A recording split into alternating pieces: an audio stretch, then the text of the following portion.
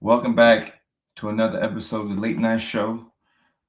I'm your host, Dr. Kojo, and we're going to be talking about 6 AuDHD contradictions that make no sense.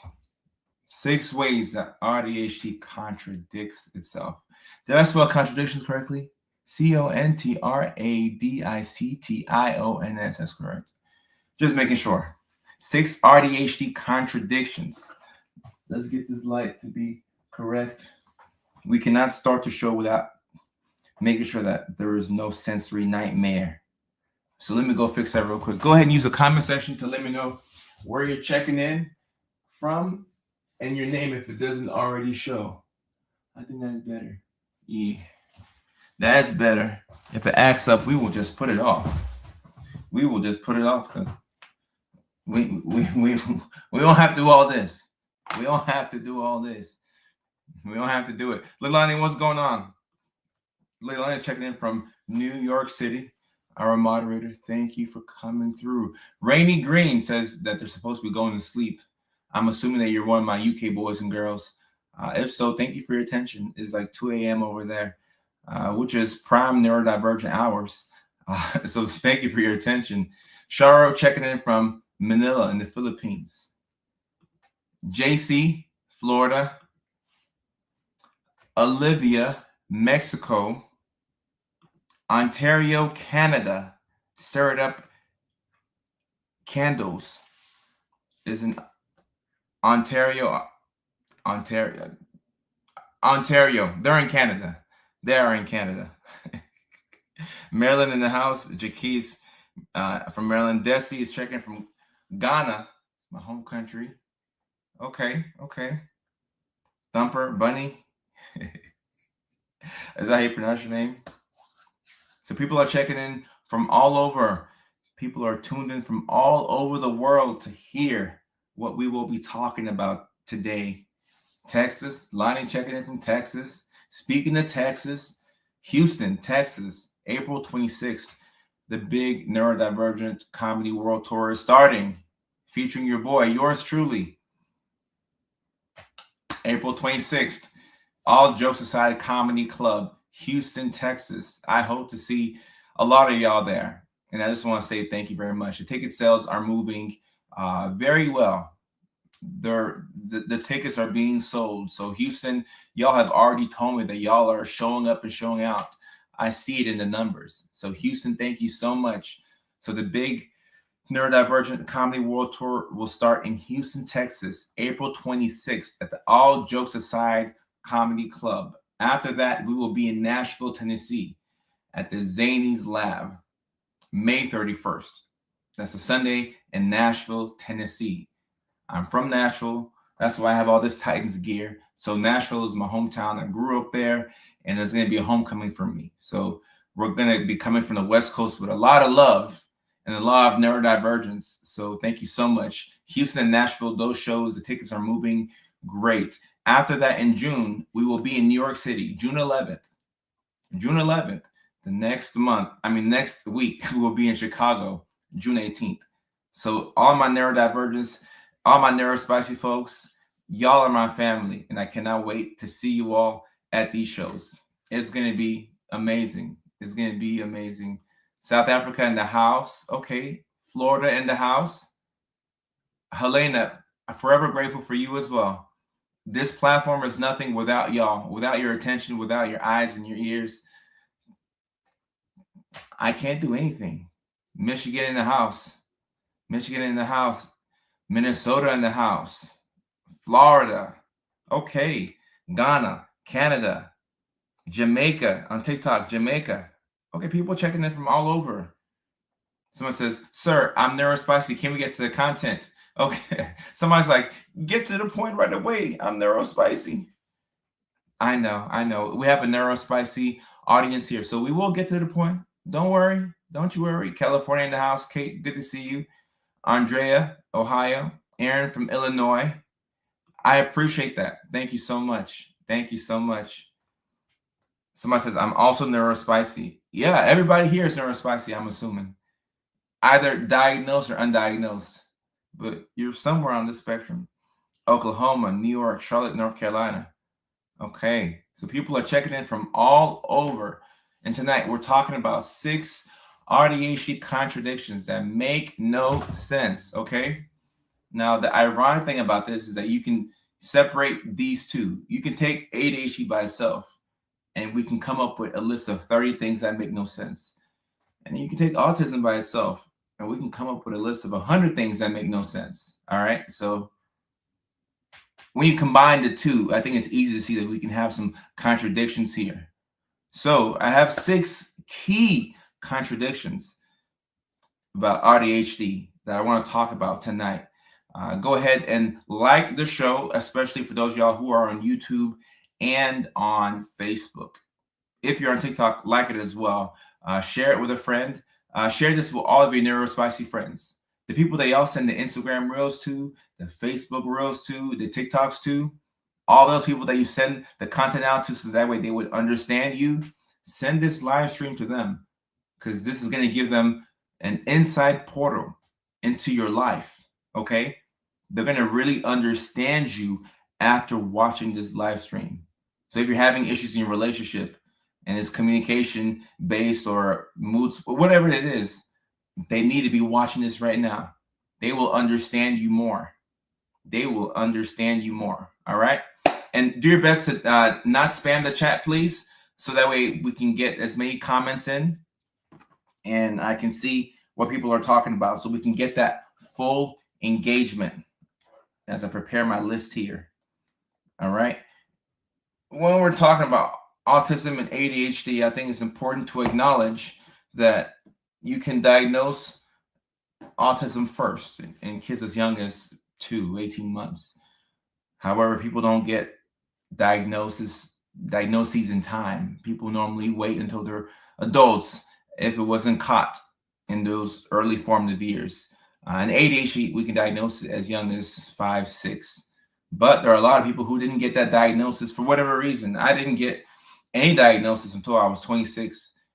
Growing up in Nashville, in the projects, there was no psychiatrist. There was no mental health professional. We had a hood doctor, which was just my cousin. Nobody was really going to take care of their mental health. So we were just raw dogging it. I was raw dogging it. I believe that my parents have been raw dogging it. They're still raw dogging it. All right. And now I'm sure that we have a couple of raw doggers here in the chat. There's a couple of raw doggers here and a couple of people who have just now got the diagnosis. So they're getting that help. This is for everybody. This is for everybody. Melissa, I appreciate that. And what Melissa's talking about here is a very, very relatable experience. All right. We have a lot of folks. So even though you can diagnose autism earlier in kids, what I'm seeing for adults is people are ADHD diagnosed or undiagnosed. Then they're getting the autism diagnosis after the fact because they realize that, oh, shoot, I have autism as well. They go get the ADHD assessment. They get the medications. The ADHD is now under control. And now all of a sudden, the autism has come up from the ashes and people can see it. It's in clear view. They can see exactly what's going on. Melissa, I appreciate you. I appreciate you. Thank you so much. I appreciate you.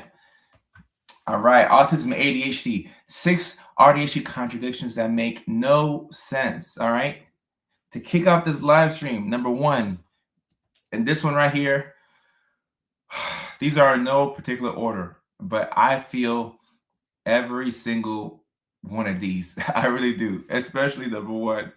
Especially number 1. This is a daily struggle for me. A daily struggle. Number 1, you love routines, but you also hate them. Number 1, and I'm going to put it here on the screen for those of y'all in the back. All right. Number 1, you love routines, but you also hate them. This is just too personal. I should just stop right now. This is just too personal. It's just too personal. It is too personal. I mean, where do we start? Routines. We know that when the routine goes out the window, what happens? Your mood starts to dip. You become depressed. You forget to leave the house. We know that routines are important. And guess what? We actually like them. We like routines and we like schedules and we like planning things. The issue is that we don't want to follow through with what we planned. That's the issue. The issue really isn't the planning part or the routine part. The issue is the follow through. Okay. And this is because you have something that we like to call executive dysfunction, which really sucks. And sometimes we use the term executive dysfunction and ADHD paralysis interchangeably. Okay. So if you're new to this community, if you hear either one, we use those two interchangeably. So you have executive dysfunction, ADHD paralysis. You can think of them as the same thing. All right. But the reason why I like executive dysfunction as a term is because it's a more all encompassing term. Because people who just have autism by itself also struggle with executive dysfunction. The autistic experience lends itself to you dealing with executive dysfunction. You have to mask. You have to have a mask for school, a mask for work, a mask for dating, a mask for friendships. You're 7 different people in one, not quite multiple personalities, but you're 7 different people in one. So when you come home by the end of the day, you're tired. And this is why you can't get the trash out. This is why it's hard for you to work on your side hustle from 5 to 9 because you're already pooped from the beginning of the day. You spent all your energy trying to survive the day and mask as an autistic person. So now you're tired AF. Lovita in the chat says no mask when speaking here. No masks are needed over here. This is a neurospicy encouraged area. No masks are needed here on the live stream, by the way. You can be who you want to be. Over here, I don't have to pretend that I'm normal. I can just be crazy and I can be me. All right. It's going to give you energy because the masking, it drains your energy. So if you're somebody who has autism and ADHD, you're being hit with a double whammy. So that means that you have 2 different conditions that are draining your energy. So now it's difficult for you to do any single thing.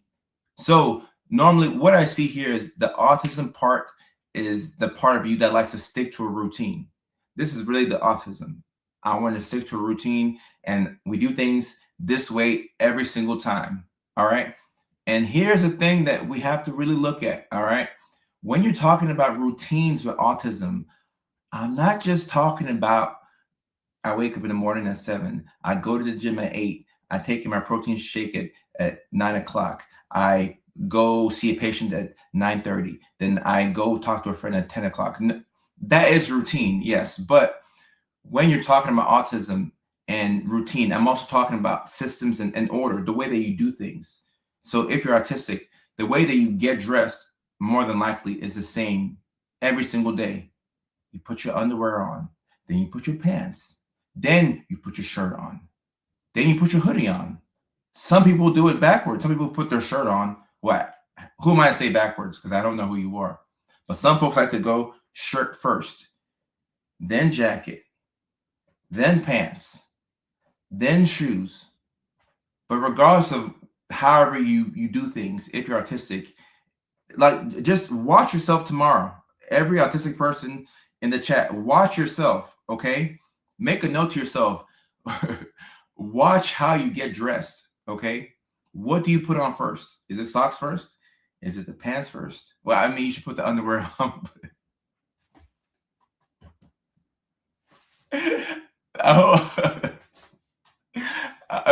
I hope you put the underwear on before the pants instead of pants and then underwear. Okay.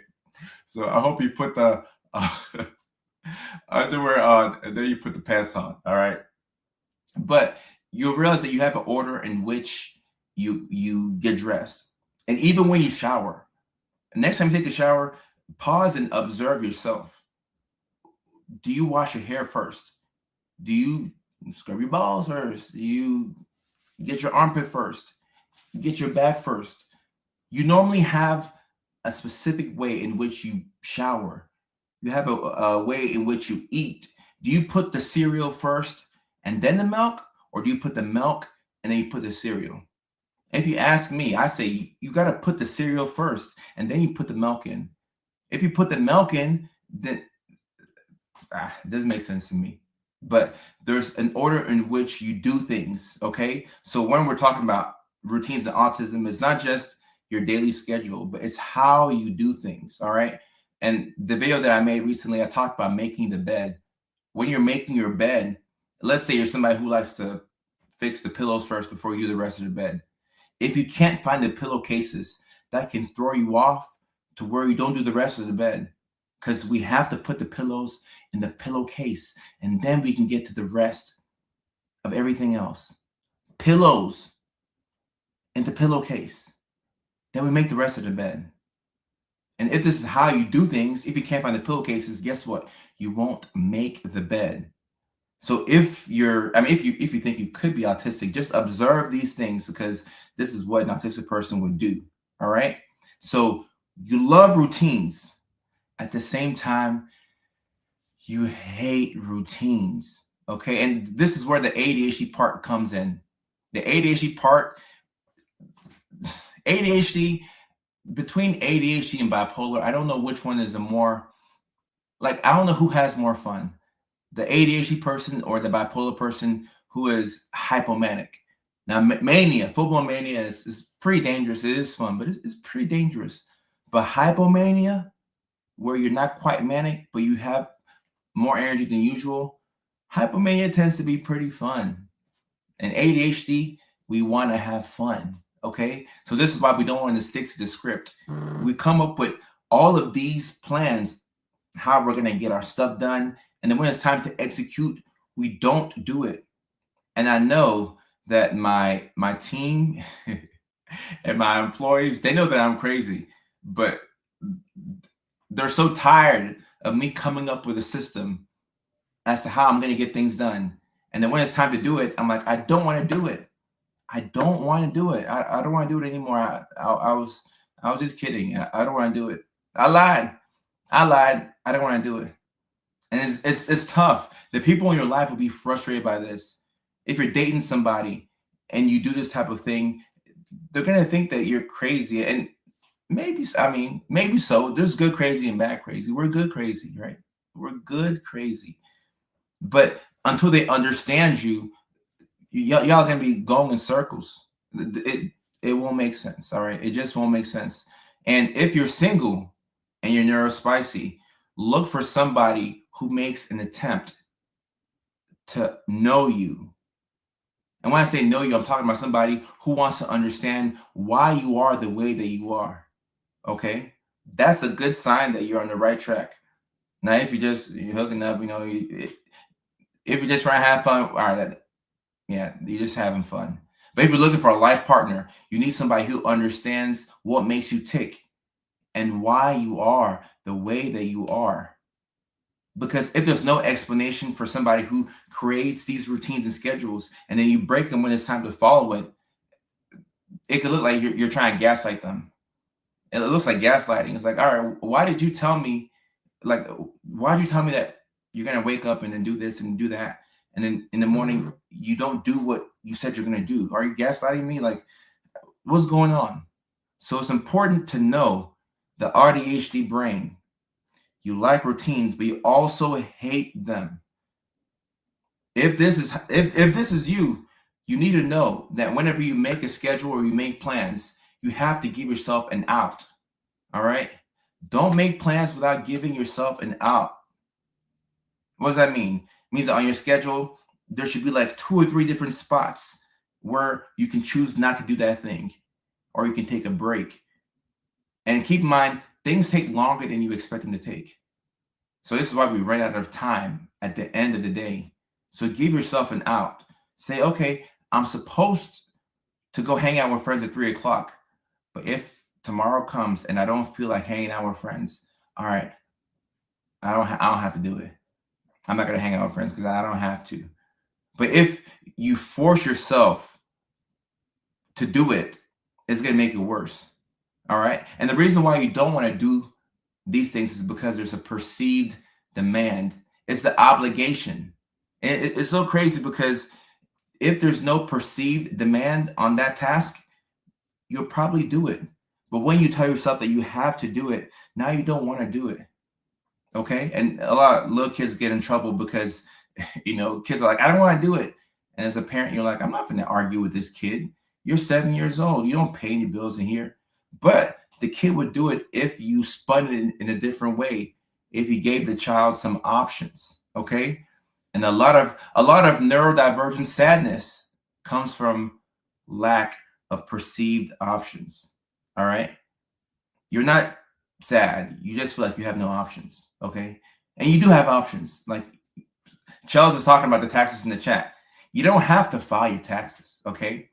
You don't have to file your taxes. But guess what? If you don't, bad things happen. They put a lien on you. The IRS will get their money one way or another. They're going to garnish your wages. They're going to come after you. But you don't have to.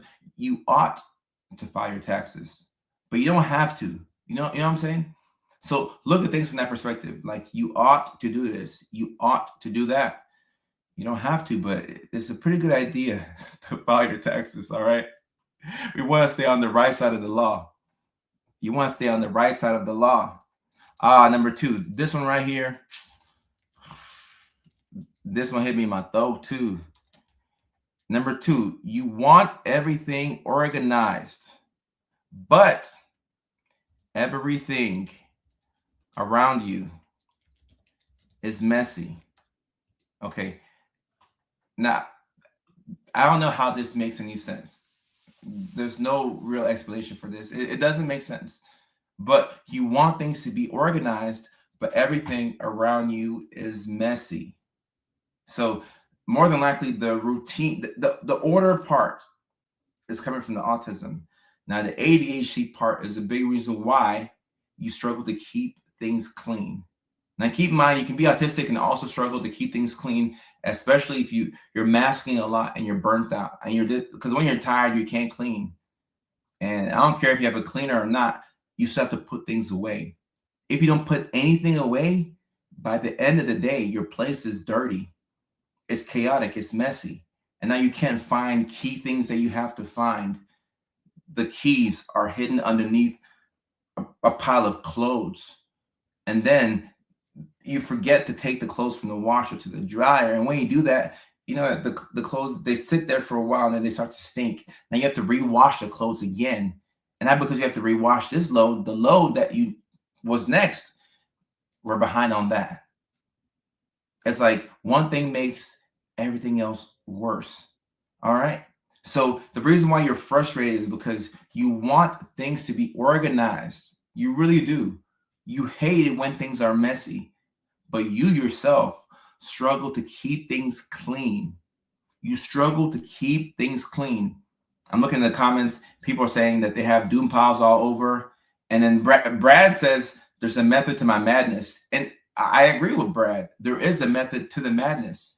But if you're truly AuDHD, there's a good chance that you'll be frustrated by how dirty sometimes you are.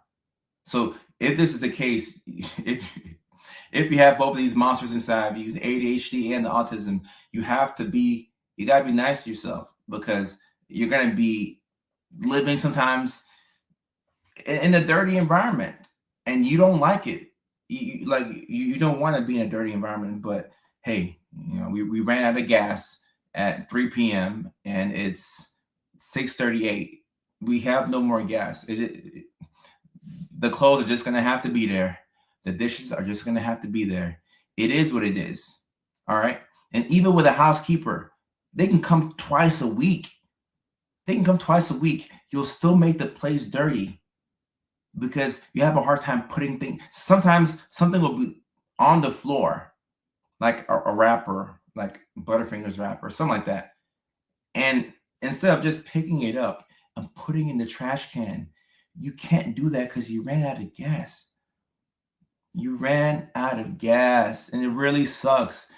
You have, and look, the reason why it's important to know whether you could have autism and or ADHD is because if this is the case, then now you know what you're up against. Now you have to figure out how to work with your ADHD and autistic brain. Okay? How do you work with your brain? because you can sit there and you can blame yourself, or you can be angry at yourself, or you can figure out a strategy that works for your brain. It may not work for anybody else, but a strategy that works for your brain. One thing I like to do, I like to use disposable silverware, cups, plates, everything, because I hate the dishes. I hate when dishes stack up. I hate doing the dishes. I hate when my hands get like all pruny. Like I hate that. I hate having to put on gloves to get a dish. I hate the dishes. So what do? I go get disposable everything, because I'm not trying to do the dishes. I don't want to do the dishes. Sometimes I feel sad because I'm like, yeah, I miss drinking out of a regular cup. But I mean, when my housekeeper comes the night before, okay, I can finally drink out of a regular cup because somebody will clean it tomorrow. But if not for the housekeeper, it could stay and collect funk and smell and everything for a week. And that's not, Charles, oh my goodness. This right here, food in the bottom of the sink. Oh. It reminds me of when I had to do dishes as a kid, and there'd be all kinds of food there, and then my mom would be screaming at me, and I couldn't opt out of it. I'm like, no, I don't want to do this. I don't want to do this. Oh, oh, oh my goodness. Oh, you'll clean for me, Denise. You're far too kind. Disposable everything, Leah. Disposable everything. All right. And I mean, this can feel like, you can feel kind of kiddie, or you might feel like you don't live at your house if this is what you do. But what's the alternative? You're gonna do the dishes every day? No. Disposable everything. It's just easier, because like I'm like, I know myself. Sometimes we have two versions: who we actually are, and the version of ourselves that we think we are. All right. So sometimes we think, a little bit too ambitiously. You're like, you know what? I can do the dishes. It's fine. Like, I'll just do them. And then tomorrow comes and you're like, no, I lied. I'm not going to do the dishes. I'm not going to do it. I've struggled with the dishes my whole life. 3 decades, I have always struggled with the dishes. Even the dishwasher, it's just always been hard for me. So disposable everything. That's been a workaround for me. Disposable everything. Now, this one right here, this third one right here, I have to explain this to people.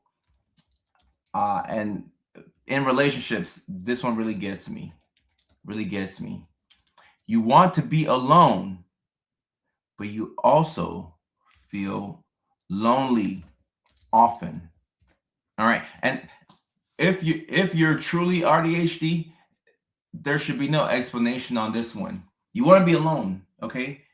But you also feel lonely often. And sometimes you feel lonely when you are around other people.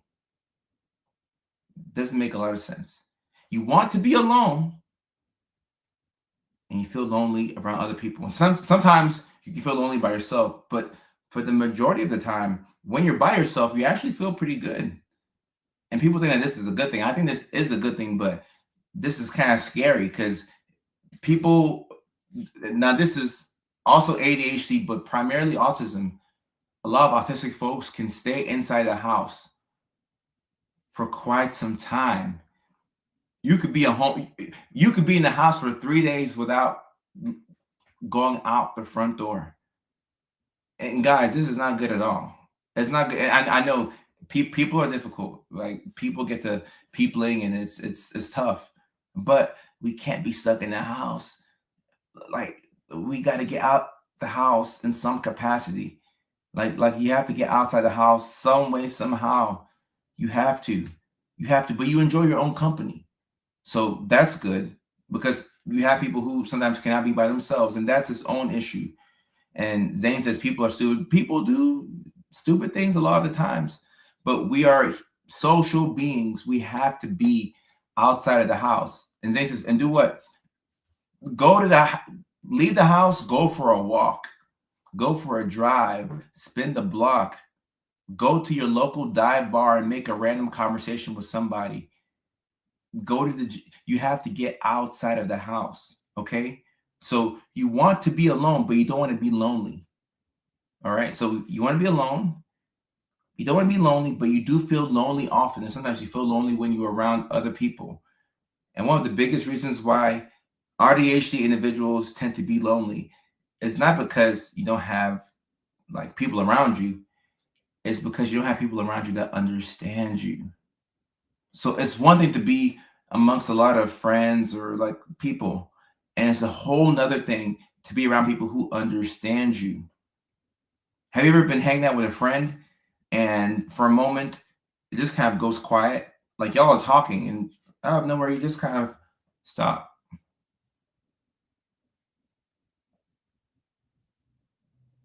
You look around, they look around, you zone out for like a minute or two, long, uncomfortable pauses. And then you're like, oh, what were you saying again? Oh, yeah, I was talking. You really can't do that in neurotypical spaces. People are afraid of silence. If you have to fight for the right to be silent, you just rather stay in the house. Like, I don't have to explain to you why I don't feel like talking, because now if I explain to you why I don't feel like talking, I'm even more irritated. When people understand you, you don't have to to act. You can just be you. So if you have more people around you that understand you, or even just one or two, like one or two people that understand you, that goes a long way. That goes a long way, and it helps to recharge you. You feel energized because there's somebody out there that understands you. There's less to explain. And if I say all the time, if you have one good friend, you're doing good. One good friend, you're doing amazing. Just one good friend. All right. So you want to be alone, but you also feel lonely often. The being alone part is not the issue. All right. The only issue with being alone is we have to have some type of a meter or some type of something to gauge how long we stay in the house so that we can leave the house. And if you haven't been out the house in 3 days, tomorrow, please just go outside and touch grass. I know it sounds stupid, but I did this one day. I was feeling sad. I went outside and I touched the grass and I walked back inside the house. And when I walked inside the house, I started to arrange my place. I felt better. Go outside and touch grass. I've never met somebody who touched grass and felt worse.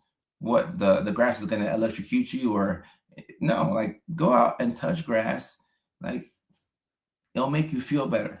So nothing wrong with being alone. Just don't be alone for too long. But the real issue here is the loneliness.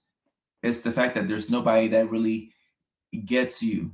And that's very frustrating. And one of the better things about the internet is that you can find people that get you.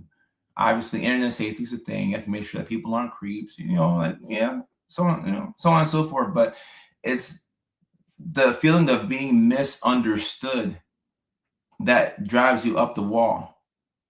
And I mean, I got to a point in my journey where I let go of my need for understanding. And it was one of the most liberating.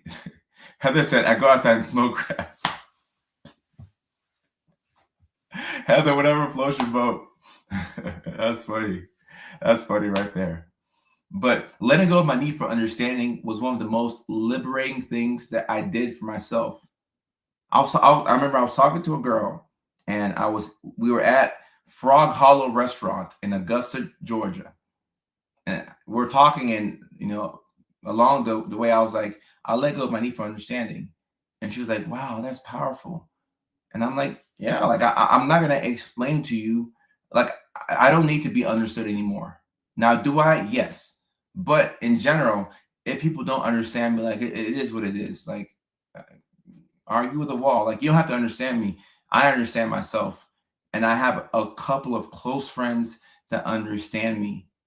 And the feeling, and I really feel like that's what love is. Like think about love. Everybody's like, oh, I love you, I love you, I love you. No, like don't love me. like make an attempt to understand me. You don't have to understand, but making an attempt to at least to understand somebody. If you make the attempt, that's love right there. Because you can try and you could fail. You could try and you could try your best and still not understand the person. But if you at least tried, you feel me? If you at least tried, then that's love. You tried to understand a human being. And maybe you failed and maybe you succeeded, but at least you tried. All right? At least you tried. So loneliness, I mean, it is an epidemic. A lot of us are lonely right now, and we are in the information age, the AI age, but we are more lonely than we have ever been. And that comes from a lack of understanding. There's not people out there that understand you. And even amongst the neurodivergent spaces, not every autistic person will understand autistic people. Same thing with ADHD. But when you are within a community of people that have same sort of limitations as you, same sort of strengths, there's a better chance that somebody in this community will understand you. But it's not a foregone conclusion that they're going to get you. So just know that. Don't be surprised when a fellow neurospicy doesn't know what you're talking about.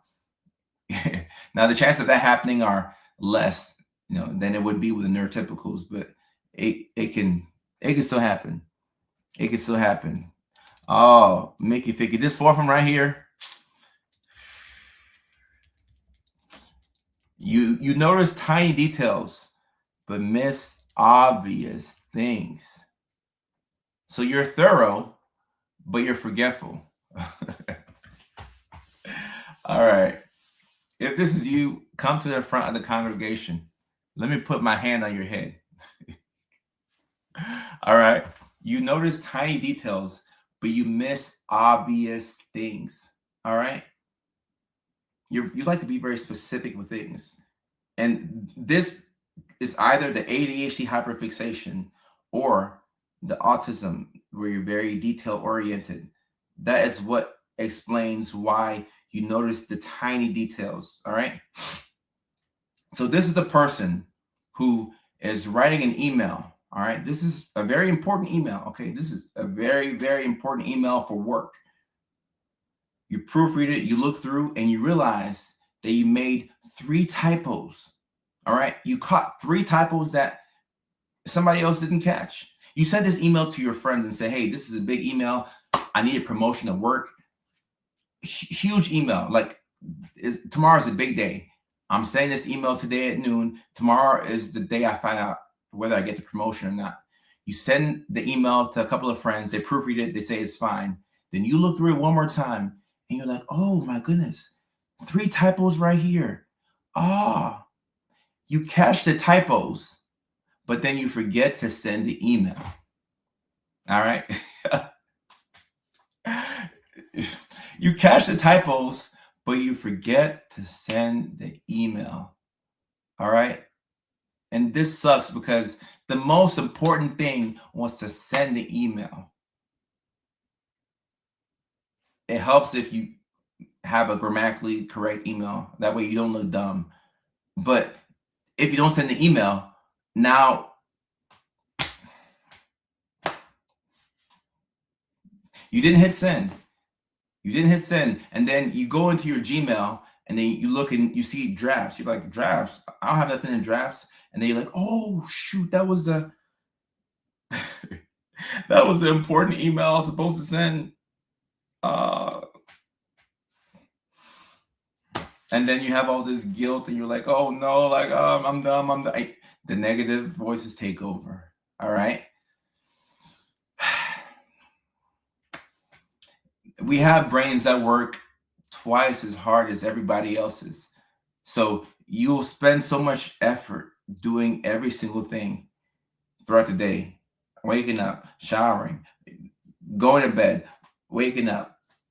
Everything takes effort and energy, and you're pooped by the end of the day. Like at this time, almost 7 o'clock on the West Coast, 10 o'clock on the East Coast, y'all have probably been pooped out for 4 or 5 hours, maybe 8, 9 if you're on the East Coast. So you're doing all these things and it just drives you up the wall because You're tired. Your brain is tired. This is executive dysfunction. So even if you know the tiny details, you're having to use 2-3 times the mental energy, so you forget the obvious thing. So if this is you, you have to know. Oh, Patrick, it is time for a water break. Somebody drop the magic word in the chat, and then we'll get the water in. It is time for a water break. If this is you, it's important for you to identify the priority, and don't be ashamed if the priority is a dumb thing like sending email. Don't be ashamed about that. All right? Do not be ashamed about that. Big cheers, y'all. Big cheers. Thank you, Patrick. Big cheers. Get some water in, because there's a good chance that you did not drink enough water today.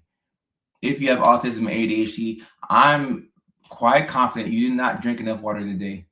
You're supposed to drink 6 of these in a day.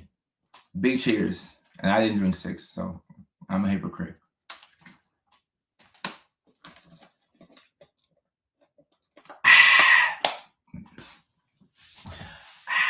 Big cheers, big cheers. And after I go through these 6 contradictions, and we'll do Q&A. But if you have the type of brain that you knows tiny details, but you miss obvious things, it's very important. It is very important to identify the priority. The priority is the one thing that you cannot miss. And in that earlier example, it was sending the damn email. All right. This weekend, I'm going to Vancouver, Canada. I'm going to do 2 shows at the Underground Comedy Club in Vancouver. So if you're in Vancouver, Canada, British Columbia, come on out. I'll hang out after the show for a while. So come out and let's talk and hang out. I would love to meet you. I'm going to do 2 warm-up shows in Canada to prepare me for this tour in Houston. I'm leaving the United States and I'm going to Canada. What is the priority for me? What's the most important thing for me to pack if I'm going to Canada? There's one big priority that should be head and shoulders above everything else. And somebody on TikTok said it exactly. It's the passport. It's the passport. It's the passport. So before I head off, when I do my checks, like I play this little patty cake game with myself. Wallet, keys, phone, everything. Somebody said maple syrup. Now, Owen, maple syrup it's important to have your maple syrup, but I'd rather have the passport and no maple syrup than the opposite way around. Even the passport is actually more important than the coat. I mean, like, I don't want pneumonia, like, you get the point. But the passport is like just a little bit more important than the coat, right? Because it's March, it's still probably cold in Canada. All right. So when I do my checks, I'm looking for everything. I gotta check 3, 4, 5 times to make sure that I have my passport. And I'm not sure if y'all notice, whenever you get a new passport, you have to give up your old passport. And then they'll send you your old passport when you get your new passport, but then sometimes they'll punch holes in it. So I have to make sure that I have the right passport, not the old one with the holes punched in it, but the right passport. Figure out what your priority is. Now, you're right. Now, having chargers, this is all important. And I travel a lot, and the airport is the #1 place where I buy chargers. Do you know how expensive the chargers are at the airport? They charge like 5 times the price, because they know that there's people out there who have neurospicy brains like mine who will forget their chargers, and they'll have to get one at the airport.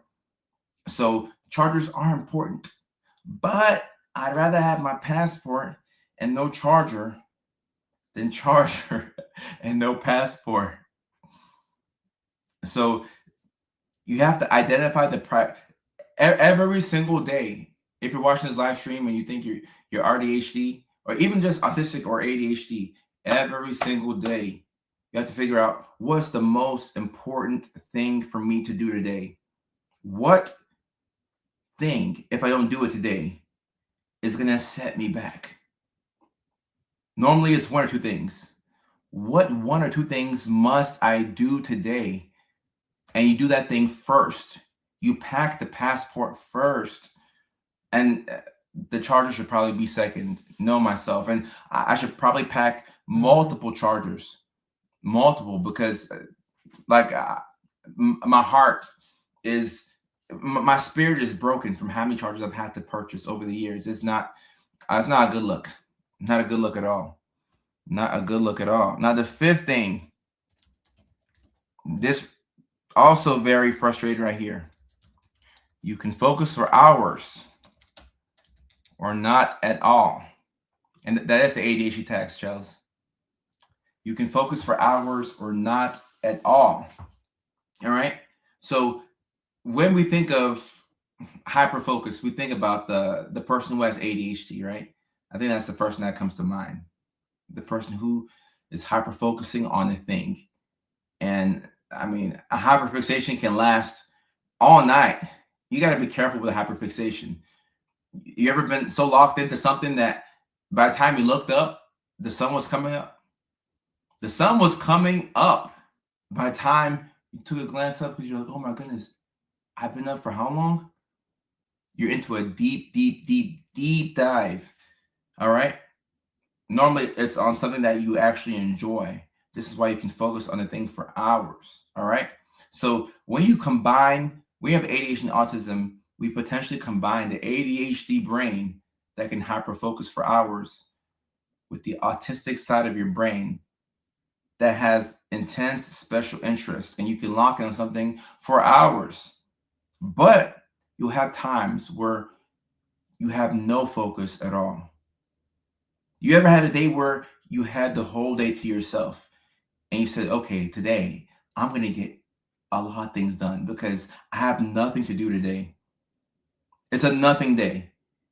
So today I'm going to, go to the store, I'll go to the store and I'll cook. That's what I'll do. I'll meal prep for the week because I don't have anything else to do today. Hours go by. You're still sitting there on the couch. A couple more hours go by. You get up, you grab your keys. You start to make your way to the car. You're like, hold on, let me go get something real quick. Oh, I gotta use the restroom. And then you get distracted by something on TV. You're like, hold up, let me just stretch and let me just. And then somebody calls you. You're like, oh, I haven't heard from you in a long time. Then you look at the time and it's 7:02 on the West Coast, 10:02 on the East Coast, and you realize that you haven't done anything that day. You had all day to yourself. You had all day, and you had no reason as to why you couldn't get at least one thing done. But it's almost like you did negative things. Like you didn't do nothing. Like you did negative 2 things. You did nothing. All right. This is very confusing for people to understand, especially if you're in a relationship. Because if somebody has studied you for a while, they'll say, I don't believe you because I've watched you play that game for hours. When you play the game, you're able to focus. When you're knitting or whatever, you're able to focus. When you're researching, documentaries on YouTube, you're able to focus. When you're doom scrolling, you're able to focus. But now I want to spend time with you, or I asked you if you could take out the trash and you didn't do it. You didn't do it. Let's say on this nothing day, right? Your partner went out and they went to work. All right. They had to go to work today and you were at home and they asked you to do one thing. It's kind of like when your mom says, can you take the chicken out the freezer? Like your mom would say, hey, take the chicken out the freezer. And you're like, oh, okay, mom. And then you can hear your mom's keys opening up the door and you're like, I didn't take the chicken out the freezer. That situation plays itself all over again as an adult when your partner asks you to take the trash out and you're sitting there playing the video game like, yeah, I got you. I'm off today. Yeah, go to work. I got you. Then they come back home and as they pull in the driveway, they see that the trash has not moved. They open up the front door and they're like, have you even moved at all? You see how that's going to start an argument? You had all day You had all day. You had all day and you didn't do anything. Oh my goodness. You're lazy. You don't care. And depending on what type of day your partner's had, you don't care about me. You don't pull your weight. Nah, I mean, those things could be true. But sometimes our biggest enemy is being in the house and having too much time. Now, the reason why you can focus for hours and sometimes not at all is because you struggle to regulate your focus. It's the regulation of your focus that's difficult. All right. So sometimes you'll pay too much attention to something that you don't want to pay attention to.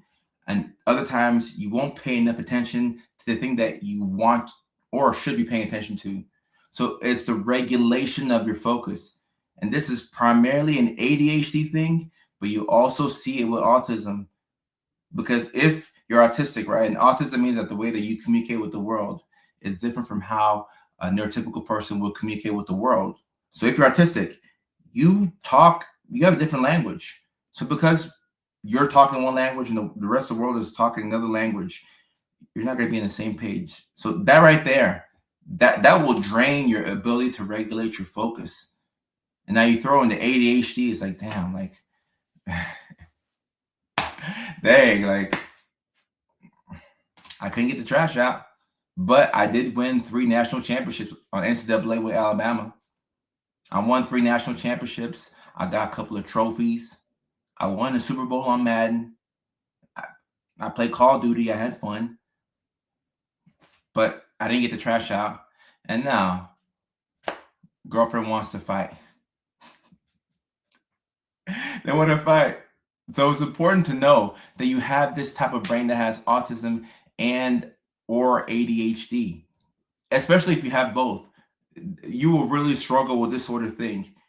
And what I found, let's say you're having one of these days where you can't focus at all right? If you can't focus at all, the best thing to do when you're stuck in ADHD paralysis or executive dysfunction, instead of judging yourself for what you should be doing, stop wanting to do what you tell yourself that you should be doing.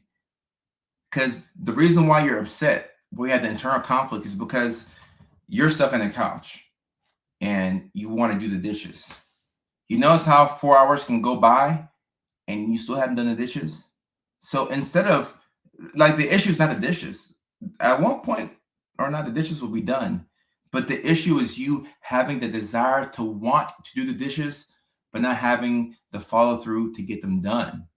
So if you no longer want to do the dishes, at least for that moment, I'm not saying let them pile up and let it get dirty, but for that moment, if you no longer have the want, the desire to do the dishes, that will give you your mental peace of mind back. This is one of the best tips for executive dysfunction I can give you. Stop wanting to do the thing that you tell yourself that you should be doing. Because not wanting something is just as good as already having it. All right? Our desires are what make us sad in life. Having too many desires. I want to do this.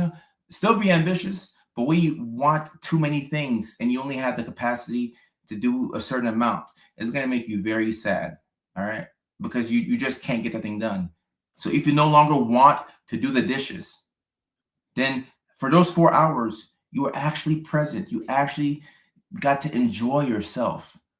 But if you make yourself feel bad for playing the game or for, watching Love Island or whatever, now, eventually, when you go do the dishes, you realize that 6 hours went by and those are 6 hours with no peace. You didn't have any peace. You tortured yourself for 6 hours. That's what you did. You tortured yourself and then you did the dishes. You could have given yourself the mental real estate back. So that way you can enjoy life. And if you enjoyed those 6 hours, guess what? Then you would do the dishes, but you would have the energy to then go do the laundry because you enjoyed yourself. You had fun. Keep in mind, you have autism and ADHD. So you have ADHD, you have to have fun. You got to have fun. So you cannot blame yourself for not doing the thing that you want to do. I mean, you can, but you shouldn't. You can, but you shouldn't. You can, but you shouldn't. Number 6, This one right here, I went back and forth with my dad on this growing up, and he never understood it. You need background noise to focus, but only want your noise. You need background noise to focus, but you only want your noise. When is somebody else's noise or a noise or a sound that's not approved? If the people in here have not approved that noise, then you are extremely frustrated. And it's going to make you want to pull your hair out. The little hair I have, it'll make you want to pull your hair out. Okay? You need background noise to get up and get going. More than likely, what's happening is that you're understimulated. We talked about overstimulation, and that's a problem. You know, you're not supposed to be overstimulated for so long, but understimulation is just as bad of a problem. I told my therapist about you because you made a lot of things make sense for me. I appreciate that. Overstimulation, it sucks, right? We know that's a sensory nightmare. Is this too loud and I'm too frustrated? Like, leave me alone. I want to fight somebody. At the same time, understimulation could be just as frustrating. Like we're low on dopamine. We need something to get going. I'm pissed off because I'm stuck. I'm pissed off. Like, help me out. Help me out. I am pissed off. I cannot get off the couch. I need something.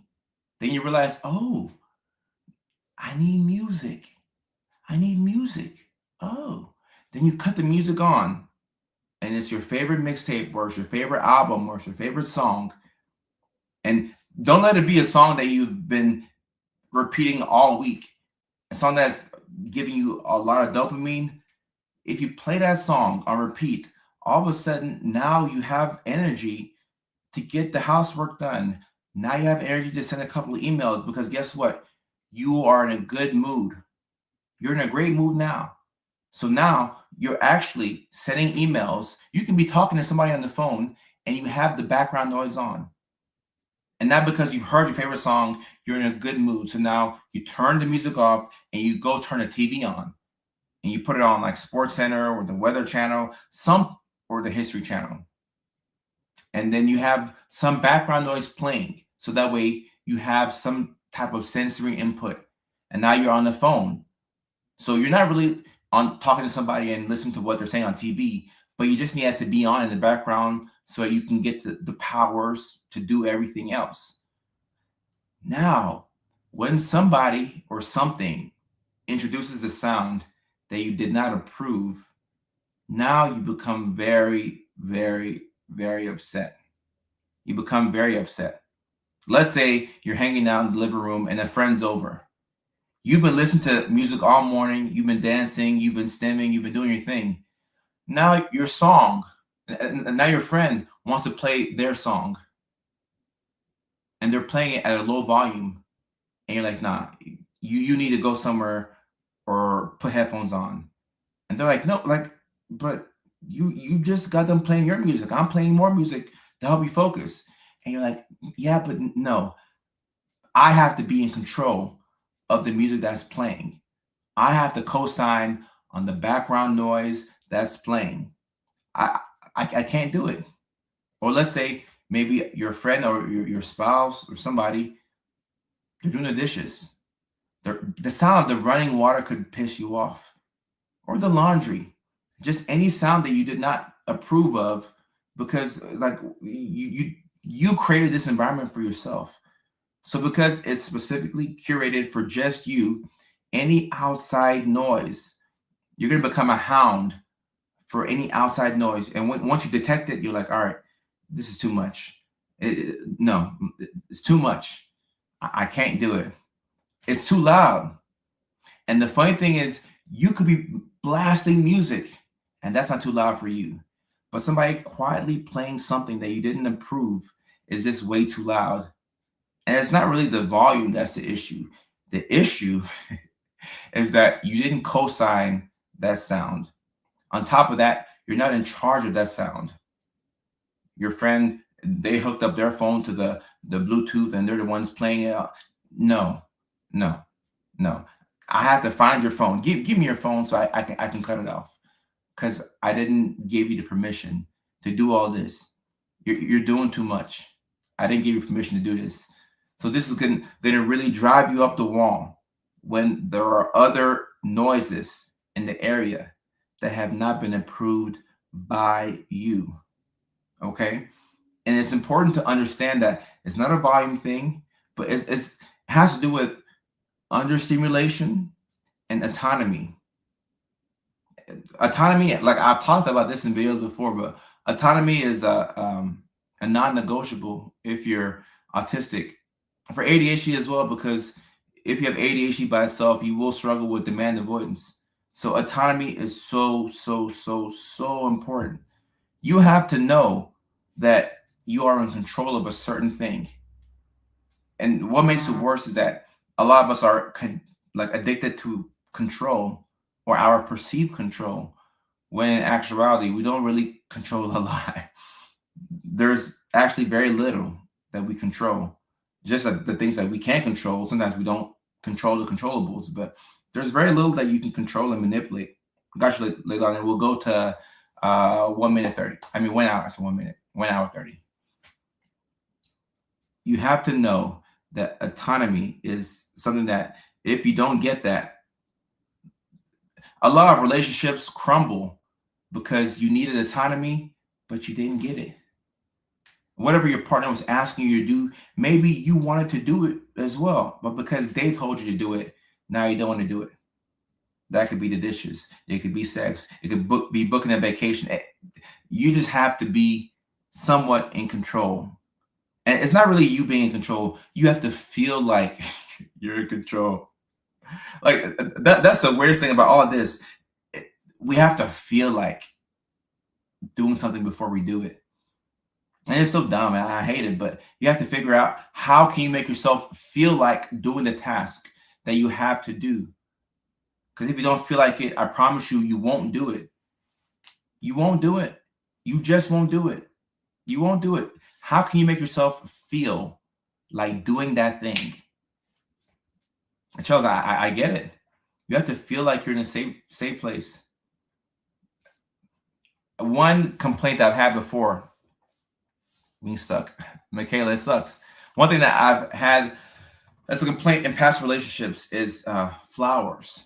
Flowers, okay? I know women love flowers, and I don't get it. I mean, flowers are cool, but I don't have to understand the fact that women like flowers to get them. You say you want flowers, gotcha. Got it, cool. The issue is when you tell me that I have to get you flowers, now I don't want to get you flowers. Oh, you never buy me flowers. Well, all right. I was gonna get you the flowers, but now you may seem like I have to get you the flowers because you complain about it so much. So now I don't want to get you flowers.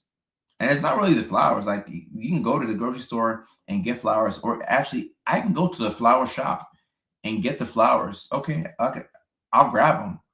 But when I feel like I have no say in grabbing the flowers, now I'm upset. And this has nothing to do with flowers. It really has everything to do with perceived demand. Because when there's a perceived demand, now I don't feel like doing it. And even as a grown man, if I don't feel like doing it, like you'll shame yourself into feeling like, oh, well, a grown man shouldn't have to feel like doing something before he does it. Because as a grown man, we get up and we go to work and we pay bills, and even when we don't feel like doing it. But guess what? We do make ourselves feel like doing it, because when you see your bills, all of a sudden, now I feel like going to work because I got to pay that bill. So now I do feel like it. So in order to get things completed, you have to figure out how to bring yourself to a state where you feel like doing the thing. All right. And that's where the medications can be very helpful. If we're talking about stimulants, you know, your Adderall, your Vyvanses, or I mean, even non-stims like Wellbutrin, whatever it is, your anti-flower monster. Wendy, exactly. and past girlfriends make me seem like I'm the worst person in the world. I'm like, no, I didn't get you flowers. I mean, I rubbed your back. I didn't feel like getting flowers. Like, I didn't feel like getting flowers. Like, you know, I rub your feet. I smell your feet. I just want to give you flowers because you told me that I have to give you flowers. But talking about the stimulants, the good thing about the stimulants is that they increase chemicals in your brain like dopamine and norepinephrine, and all of a sudden you have artificially giving yourself a lot of feel like. Now I feel like doing my homework because I can lock in. I feel like cleaning the house because I took my medication and now I feel like it. That's all the medications do. They help to increase your feel like meter. Oh, now I feel like it. Now I feel like it. And the drugs for depression and anxiety, they can help with that. But if you're modulating serotonin, that's more so helping you feel more like content. Whereas stimulants, I mean, stimulants go straight to the heart of dopamine. And they give you more feel like. It gives you more feel like, now I feel like doing this thing. I feel like doing this thing. And whether it helps you feel calm or the voices stop and you can regulate your focus and you feel relaxed, it gives you more ammo to feel like doing the thing that you were avoiding. There are a lot of things right now that we are avoiding that if we did, our lives would just be easier, okay?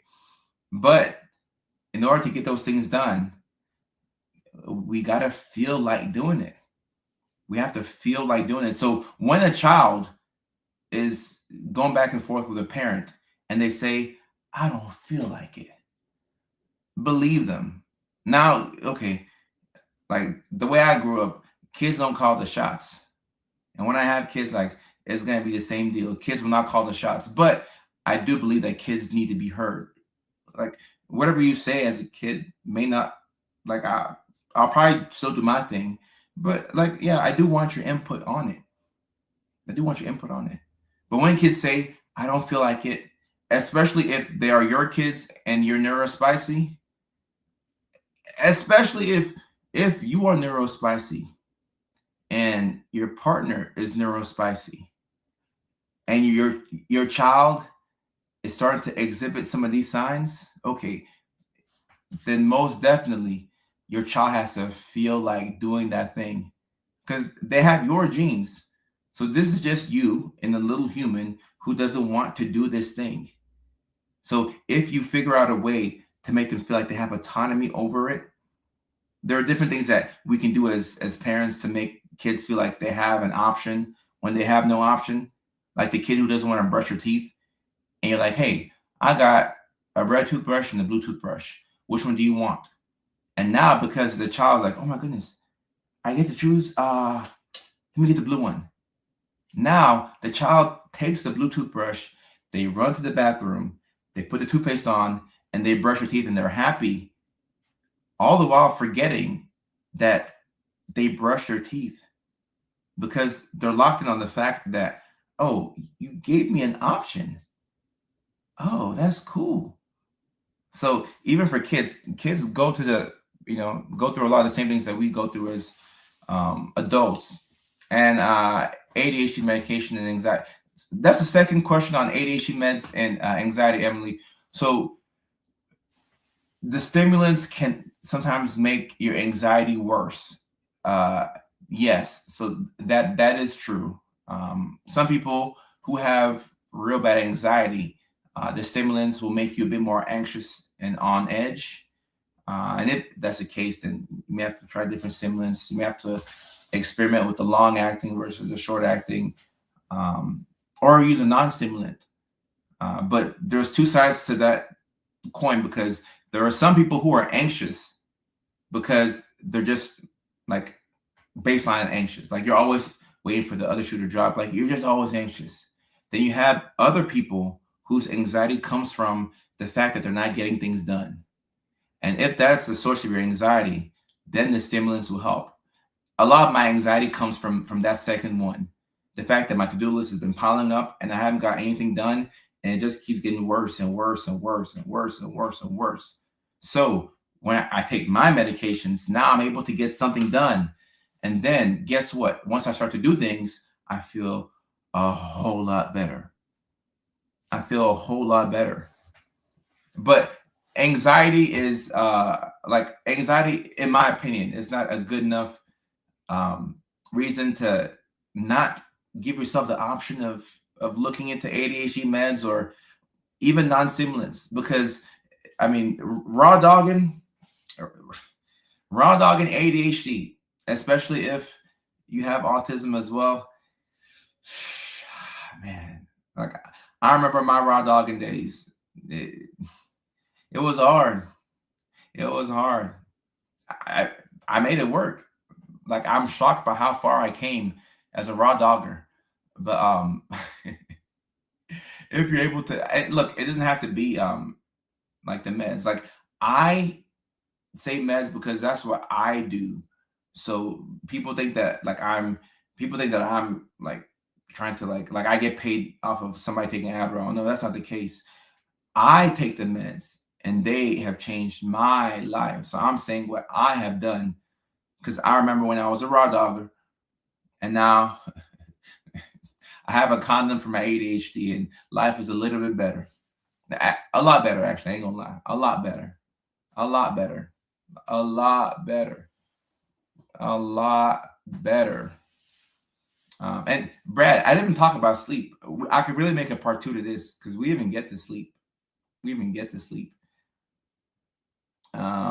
So like you have like Vyvanse is like a long-acting one, and then you have like an Adderall like XR, and then the instant release is like regular Adderall IR, and then Concerta is like long-acting as well. So whenever you see XR, think of long-acting. Whenever you see IR, think of it as short-acting. And a stimulant is not a mood stabilizer. It can stabilize your mood, but it's not a mood stabilizer. A mood stabilizer, those are your antidepressants and antipsychotics, and then like your lithiums and Depakotes. There was no autism when we were kids. No, facts. When I was a kid, there was no autism. Like you just sat at the back of the bus and you took special ed classes, and you just tried not to let your crush see that you were in special ed classes. That's me. I was in special ed, but I didn't want my crushes to see that I was in special ed. So like I would find ways to like I played it cool. Like you weren't gonna catch me slipping. Like I was pretty good at research. Like I would play kickball, and like I was one of the kids. Like you wouldn't have known I was in special ed because I'm not gonna let you see me leaving the special ed classroom because it was gonna mess up my game with the ladies. So they thought I was like regular ed. The whole time I was special.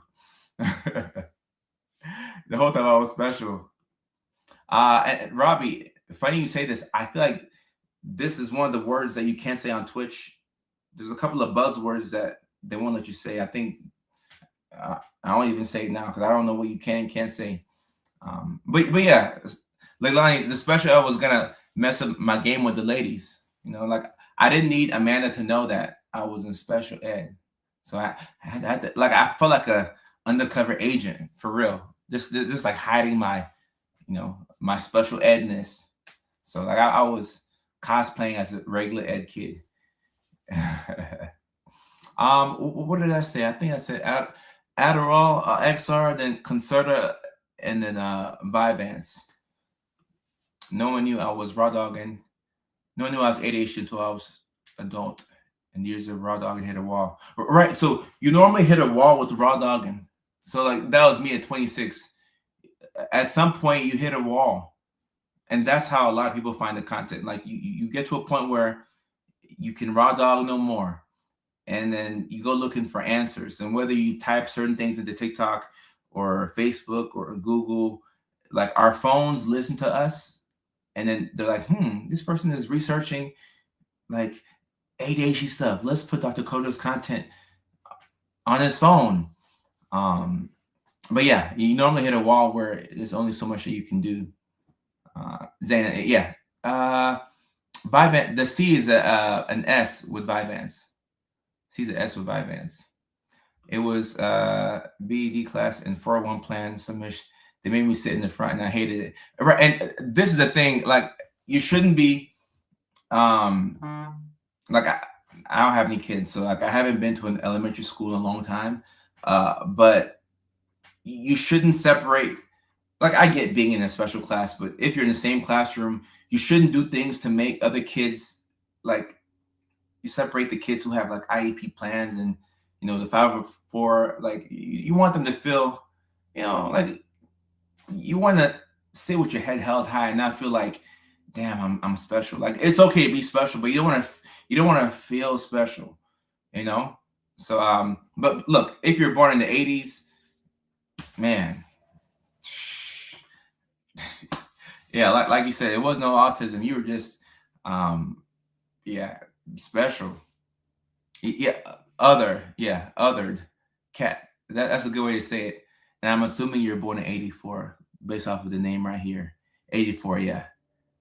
I don't know how common it is to have all three, but I've seen it a lot. Like I've seen this a lot. Like it's, I don't want to say it's fairly common, but it's not uncommon to have all three.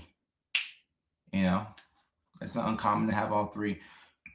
But sometimes, the same way it's tough to know between bipolar and ADHD, autism can look like bipolar as well. Which is why you have to have a good clinician who knows how to do their job. Because autism by itself can look like everything. You can have mood swings. You can hyperfixate on stuff, and then your focus can be all over the place. Sometimes you can feel like you're hearing and seeing things that aren't real. Normally when we think of psychosis, we go straight to schizophrenia. But sometimes you can be autistic and have psychosis. You can get a little paranoid. So this is why it's good to have a good provider. Somebody who knows what they're doing. 84. 94. Okay, 92 over here. 92 over here.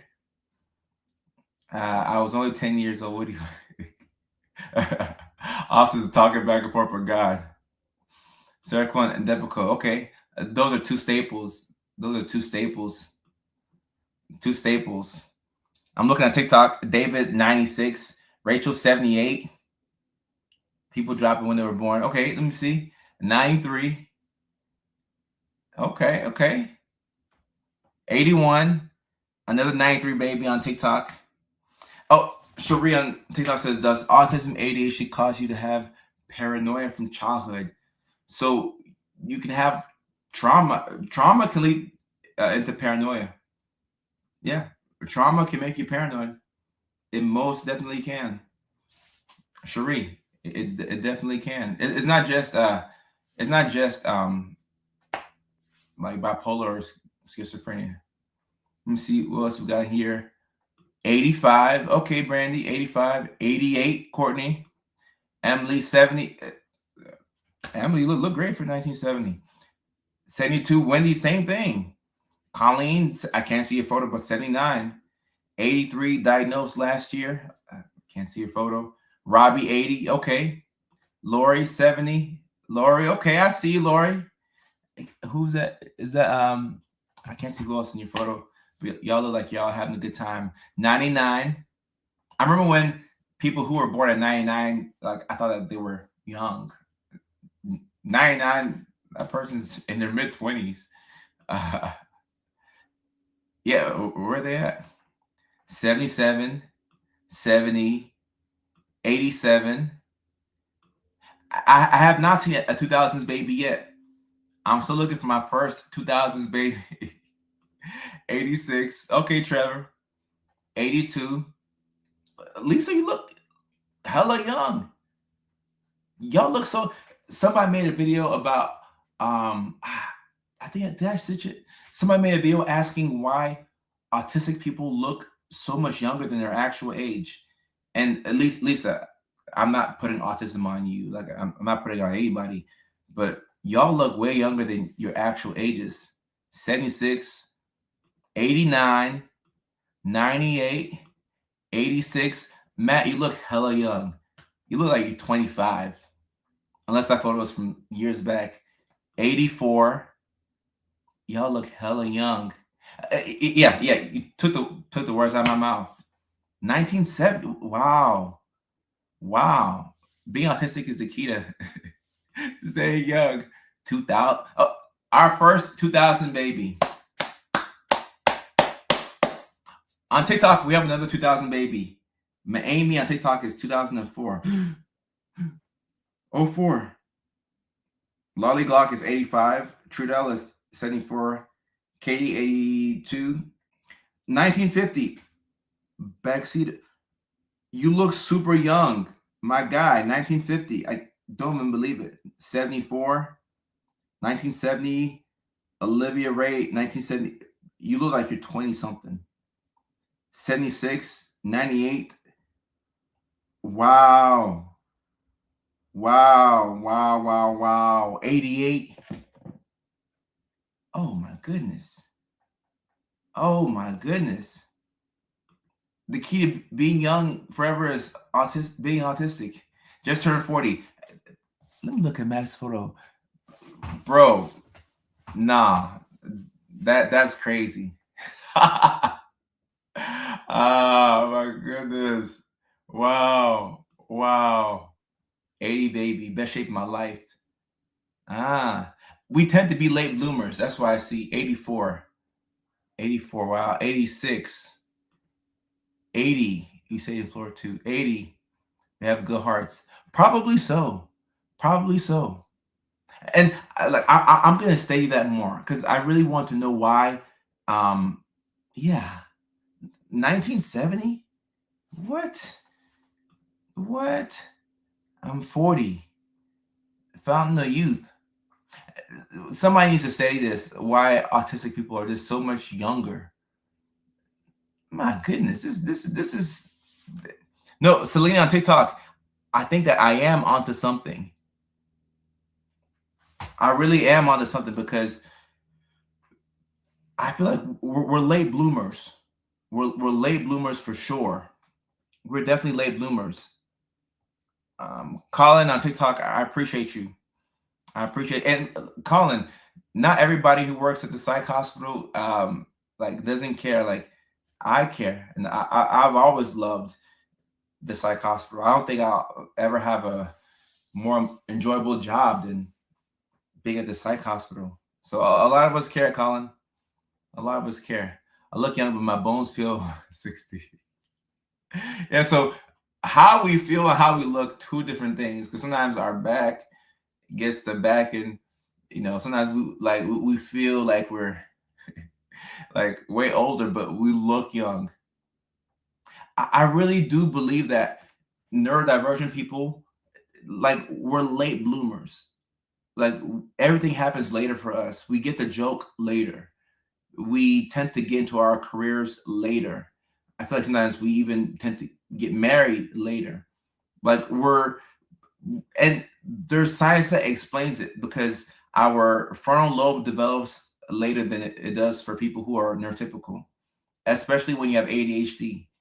Especially so, a couple of years after your peers are developing their brains, you are developing your brains. So you have to give yourself a lot of credit because you're out here. Some people are out here raw dogging life. They're doing their best to keep their head above water, and their brains haven't even developed yet. And some people are feeling like they're behind because their brains just developed recently, a couple of years ago. So your timelines is just behind everybody else's, which is fine. We want to make sure that we don't compare ourselves to other people. Because why? It's not going to do us any good. Some of us have connective tissue disorder. Sarah, yeah. Even ourselves are late bloomers. And Chelsea says, I need a new psychiatrist. That's funny. Ours weren't meant for hunting. So here's the thing: if you let the world rush you, or I mean, if you go off of, like Leilani is saying, comparison is a thief of joy. If you go off of neurotypical timelines, this is a great way to be sad. It's a great way to make yourself sad. And if you look at what really traps people in this world, the thing that really traps us is envy. We don't talk about envy enough. I see that Rainbow Guppy has a brand new car. Rainbow Guppy has a brand new car, and I have my Corolla. I love my Corolla until I look outside and I see Rainbow Guppy with a fast car, a Maserati or whatever. So now, because Rainbow Guppy has a Maserati, I hate my Corolla. Envy, looking too much at other people. Now, if Rainbow Guppy, I didn't see Rainbow's Maserati, or maybe I wasn't even focused on that. I saw it and I said, okay, it is what it is. I'll be happy with my Corolla. But all because I saw somebody in their fast car, now I no longer like what I have going on. So envy and comparing ourselves to other people. And also, you don't know how much help people have. You don't know how much help people have. Austin, envy is, that person has that thing over there. I need it too. Oh, that person has a cool toy, blah, blah, blah. And it doesn't make much sense, but we do this a lot. We do this a lot. Oh, this person's, spouse has this. Now we have to go and get a bigger house. Keeping up with the Joneses. I mean, why are you going broke to, it doesn't make sense. Does not make sense. Emily, thank you for joining. In 1970, that's crazy. That's crazy. Thank you for joining. Yvonne, keep in mind, y'all can catch these replays on Facebook and on YouTube. So TikTok, unfortunately, won't let us, there's no way to watch the playback on TikTok, but on YouTube and on Facebook, you can catch the full playback. I don't do that, but I understand people do. Yeah, I find that we tend to be a bit more content with our lifestyles. Lavita, thank you for coming through. Thank you for coming through. A lot of people who are neurodivergent, we tend to be content with our lifestyles, and we really just want to be left alone. But envy traps a lot of folks.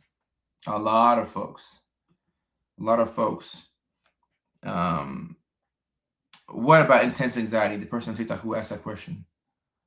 Oh, yeah. Austin, ask your question. Yvonne, that's funny. You eventually reach a point in life where the mindset changes. You don't really care about that stuff. Yeah. I think that's most people around their mid to early 30s. Maybe for some of us even younger, but at a certain point, you no longer care about that stuff. You figure out what's more important in life, like having a good nervous system, a healthy nervous system, being regulated, getting 8 hours of sleep. If you can get 8 hours of sleep on most nights, yeah, that right there. If I'm jealous of anything, I'm jealous of people who get 8 hours of sleep. Circle is the only reason why I sleep, and it will help you do that. It most definitely will help you do that. And the drain the company. Robbie, I appreciate you. All right, and those y'all who have to get to bed, I mean, the live stream is just about over now, but when you got to get to bed, you got to get to bed. When we were in our 20s, we could stay up all night, and it wasn't a problem. Like, we could do whatever, but then you get to your 30s, and sometimes in your late 20s, you just reach a point where you cannot survive off of those 3, 4, 5 hours of sleep. You can't do it. Don't try and do it. It just won't work. It won't work. It will not work. Nah, that's for damn sure. You ain't young no more. We're not young anymore. I think I struggle with envy thing more because of the lack of sleep. Potentially. I mean, not having enough sleep throws off everything. Like you're just way slower throughout the day. You know, as kids, we would have bedtimes and we would get so pissed and we're like, I'm gonna stay up when I become an adult, I'm gonna stay up and eat all the candy in the world. And then you get older and you're like, nah, staying up and eat all the candy in the world is not it's not the move. It's not the move. I don't want to do all that. I do not want to do all that. 48 hours no sleep, raw. Patrick. This is a great live stream. Cynthia, same. Jana on TikTok is saying, I need my sleep. I miss things the next day if I don't get enough. Yeah. And speaking of sleep, one of the reasons why I think bipolar gets confused with ADHD and autism is that in all three conditions, insomnia is a really big problem. It's a really big problem. It's a huge problem, you know, and we should talk about it more. Zane says, can you be AuDHD and still look people in the eye? Yeah, there are a lot of people who are really good at social cues and they're autistic because they've learned how to mask. Yeah, Leilani, gotcha. So this is Patrick go to bed. Yeah, Pat, if you can get some sleep, that'd be good for you. If you can get some sleep, Pat, that'd be good for you. We need to sleep. We need to sleep. A Wolfpacker says, you're one of the reasons I realized I might be neurodivergent. Diagnosed in January at the age of 51. Wow. A Wolfpacker. I love seeing people get their diagnoses later in life. It makes me feel really good because now you're so much more dangerous. You know yourself. You can put yourself in a good position to win. Awesome. Yeah. Let me see. Yeah, I gotta head up. Gotta go get this late night gym session in. It's almost 8 on the West Coast. All right, guys, this is a great live stream. Yeah, Brad, it's bedtime, especially for the people on the East Coast. It's almost 11. But if you're neurospicy, 11 o'clock, the party is just getting started. This is a great live stream. The full playback will be available on YouTube and on Facebook. So either one of those pages. This is a really good live stream. Chelsea says, don't I, Mickey Ficky? Mickey Ficky. So full playback on YouTube and Facebook. Once again, let me just say a big thank you to everybody who's purchased tickets to the comedy shows. Houston, April 26th, Nashville, May 31st, New York City, June 11th, Chicago, June 18th. I'm forever grateful for your attention. And even for people who don't purchase tickets, if you come to the live stream, I appreciate you. We're having a blast here. So this has been awesome. And for the people who do come out to their shows, I can't wait to laugh with y'all. And this is going to be great. The tickets are moving faster than I anticipated. So it's going to be really cool to get those 4 shows to be a success. And then after those 4 shows, we will add more dates. And I continue I'm getting sleep. I'm taking care of myself. I'm doing the basics. So I'm doing what I have to do to make sure that I don't burn out and that I can have the energy that I need to make my content, to do the live stream, to do the comedy, to do what I'm doing. So hold up. Next week. I think next week might be a travel week. Potential. I'm not sure. Potentially. Yeah, Vancouver this weekend. Oh, by the way, if y'all are in Vancouver, Canada this weekend, I'll be at the Underground Comedy Club Saturday night and Sunday night. Super short notice, I know. And the comedy will be on all platforms. Charles, yeah, it's going to be great. So Vancouver this weekend, and next weekend maybe a travel week too. But we're definitely going to stream on Tuesday next weekend. Next week, we're going to stream on Tuesday. And if I am traveling midweek next week, then we'll stream Monday and Tuesday. But as of right now, we're still on schedule for the stream Tuesday and then the stream Thursday. Tuesday and Thursday. And the person who asked about coming to Minneapolis, Minnesota, I had a booker reach out to me about doing a show in Minneapolis. So I'll ask my assistant whatever the email said. So potentially we could add Minnesota. And the time, we're streaming at 6 o'clock West Coast time Tuesday, 9 o'clock East Coast time Tuesday. And today I am proud of myself because I was actually on time. It was like 6:15. It was like 6:15. Like I was close. And Rainbow Guppy, I am coming to Nashville May 31st. And the Nashville show is selling out really fast. I'm very grateful for how well tickets are moving in Nashville. I'm really excited about that. So yeah, next week, Tuesday at 6 o'clock West Coast time, right? That's 9 p.m. in New York City. That's 8 p.m. in Nashville. That's 7 p.m. in Phoenix, Arizona. That is 6 p.m. in Seattle, Washington. That is 5 p.m. in Anchorage, Alaska. That's 4 p.m. in Honolulu, Hawaii. And that's also 2 a.m. in England for my UK boys and girls. We got an international audience, so I try and have as many times that I put out there. And yes, Adam, we're looking to add a show in Seattle. I'm trying my best to get that show in Seattle for my Washington boys and girls, and even Spokane at some point. But Seattle will be before Spokane. Zulu time. Okay. All right. Awesome. Great live stream, y'all. I will see y'all next week, Tuesday.